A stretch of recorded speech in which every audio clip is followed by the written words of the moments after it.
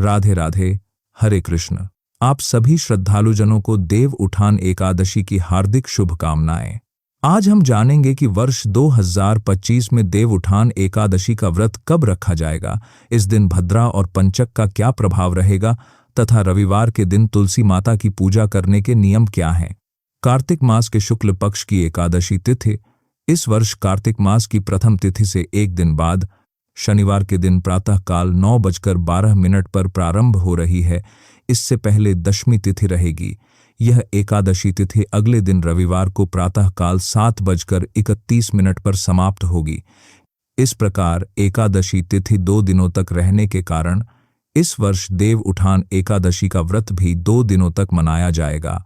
पहला व्रत शनिवार को रखा जा सकता है, परंतु उस दिन दशमी तिथि का संयोग भी रहेगा, इसीलिए यह एकादशी पूर्ण रूप से शुद्ध नहीं मानी जाती। जो भी व्यक्ति मोक्ष की प्राप्ति की कामना रखते हैं या अपने पापों से मुक्ति चाहते हैं, उन्हें रविवार के दिन उपवास करना चाहिए, जब एकादशी और द्वादशी दोनों का सुंदर संयोग रहेगा। बहुत से लोग परंपरानुसार उस दिन व्रत रखते हैं जिस दिन एकादशी लगती है, किंतु शास्त्रों के अनुसार शुद्ध एकादशी वही मानी जाती है जो द्वादशी के साथ संयोजित हो। इस प्रकार इस वर्ष शुद्ध एकादशी रविवार के दिन रहेगी। शनिवार के दिन भद्रा भी रहेगी, जो रात के लगभग 8:27 से लेकर अगले दिन प्रातः 7:31 तक रहेगी। इस बार भद्रा का वास मृत्युलोक में रहेगा और यह काल सभी शुभ कार्यों के लिए अशुभ माना गया है। इस समय विवाह, मुंडन, जनेऊ या कोई भी नया मंगल कार्य नहीं करना चाहिए। शनिवार के दिन ब्रह्म मुहूर्त प्रातः 5 बजे से लेकर 5:48 तक रहेगा।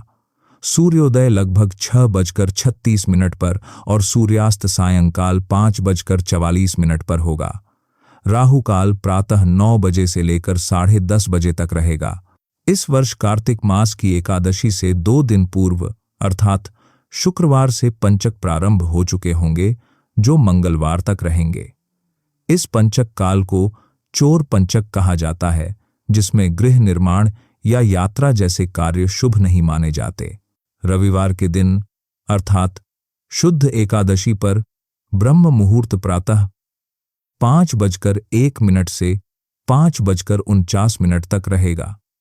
सूर्योदय प्रातः 6:36 पर और सूर्यास्त सायंकाल 5:44 पर होगा। प्रातःकालीन पूजा का सर्वोत्तम समय 5:16 से 6:34 तक रहेगा, जबकि संध्याकालीन पूजा सायं 5:35 से 6:53 तक की जा सकेगी।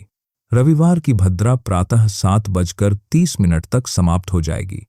राहुकाल इस दिन अपराह्न 4:30 से लेकर सायं 6 बजे तक रहेगा।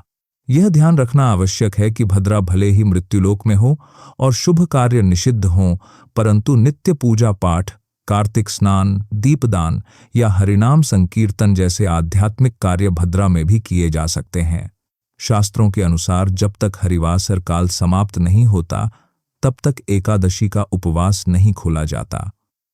इस वर्ष हरिवासर का समय रविवार को दोपहर लगभग 12:30 तक रहेगा। अतः जो भी श्रद्धालु शनिवार के दिन व्रत रखेंगे, उन्हें रविवार के दिन भी दोपहर तक उपवास रखना होगा और हरिवासर समाप्त होने के बाद ही पारण करना चाहिए। इस स्थिति में पारण का उचित समय रविवार के दिन दोपहर 1:11 से लेकर 3:23 तक रहेगा।